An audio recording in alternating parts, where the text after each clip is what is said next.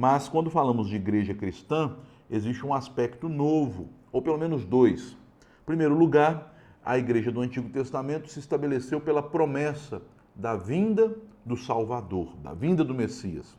Já no Novo Testamento, esta igreja já não se fundamenta em uma promessa, mas na realidade. Jesus declarou que a confissão a respeito dele como o Messias é a pedra na qual ou sobre a qual a igreja é alicerçada. Ele declara isso a Pedro quando da confissão de Pedro a respeito da pessoa de Jesus em Mateus 16, versículos 16 em diante. Quem dizem que sou? Os homens. Ah, tu és João Batista, um dos profetas, o Cristo. E vós, quem dizeis que sou? Tu és o Cristo, Filho do Deus vivo. Bem-aventurado és tu, Simão Barjonas, porque não foi carne ou sangue que tu revelaste estas coisas, mas o próprio Deus é que te revelou estas coisas. Porque tu és Pedro, que quer dizer fragmento de rocha, e sobre esta pedra, que não refere-se a Pedro, mas à confissão de Pedro, edificarei a minha igreja. Esta pedra, este alicerce é Cristo. Então, enquanto a igreja do Antigo Testamento, ela edificou-se sobre a promessa de Cristo, da vinda de Cristo, a igreja do Novo Testamento, ela se fundamenta na própria pessoa de Cristo encarnada, em Jesus. E é a confissão de que Jesus é o Cristo que nos torna parte da igreja. De tal forma que o apóstolo Paulo, ele diz lá em 1 Coríntios 12, 3, que ninguém pode dizer que Jesus é o Senhor, a não ser pelo Espírito Santo. E todo aquele que diz maldito, anátema Jesus, não tem o Espírito Santo. Aqui uma referência clara aos judeus, que diziam que Jesus era um maldito e não o Senhor, o Filho de Deus.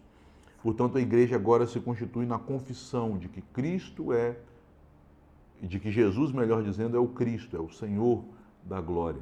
E a segunda diferença é o aspecto, digamos, supranacional. A igreja no Antigo Testamento, embora em alguns momentos gentios fossem incorporados a Israel, era a igreja de um povo, de uma nação. Agora a igreja, ela é católica, ela torna-se católica, que quer dizer universal. Ela não está limitada a um povo, mas a mensagem deve ser levada a todos os povos, a todas as nações, a todas as línguas, e todo aquele que confessar que Jesus é o Senhor torna-se parte da igreja de Deus. É interessante também colocar uma segunda ênfase no termo católico, um segundo sentido para o termo católico. A palavra catholique, no grego, que significa literalmente universal, ela era muito comum no uso filosófico deste termo, referindo-se às verdades universais, imutáveis, que são suprahistóricas, que não são circunstanciais ou culturais. Portanto, a Igreja é católica não apenas pela sua abrangência, mas também pela sua mensagem, que é imutável, que é universal. É por isso que o apóstolo Paulo, escrevendo a Timóteo, na primeira carta, no capítulo 3, no versículo 15, ele diz: Timóteo, eu te escrevo estas coisas para que, se eu tardar a estar com você, você saiba como se portar na igreja, a qual é a casa de Deus, coluna e baluarte da verdade. Então percebam, o fundamento da igreja é Cristo, Jesus. É a confissão de que aquele homem histórico, Jesus, é o Cristo e o Senhor.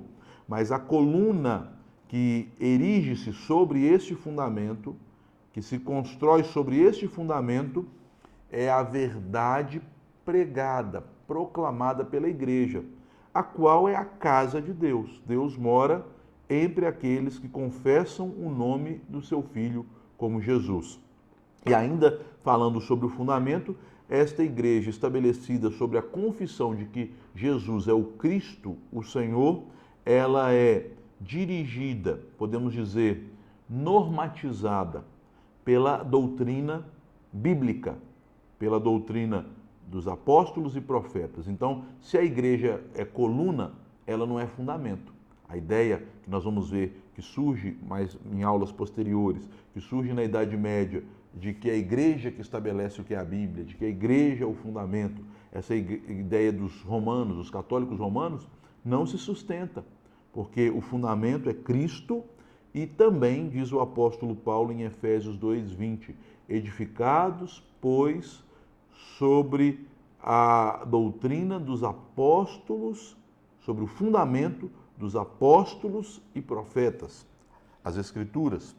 João, quando vê a igreja de Deus glorificada, a Nova Jerusalém, em Apocalipse 21, no verso 14, ele diz: e a cidade tinha 12 fundamentos, e em cada um dos fundamentos o nome de um dos apóstolos do Cordeiro.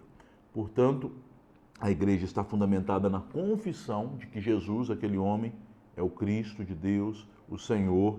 Ela também tem como fundamento esta confissão autorizada, dada pelos apóstolos. Então não tenho que crer o que a tradição diz sobre Jesus. Eu tenho que crer no que a Bíblia diz sobre Jesus. Então é a doutrina dos apóstolos e profetas, fundamento da igreja. E esta igreja não é fundamento, ela é coluna.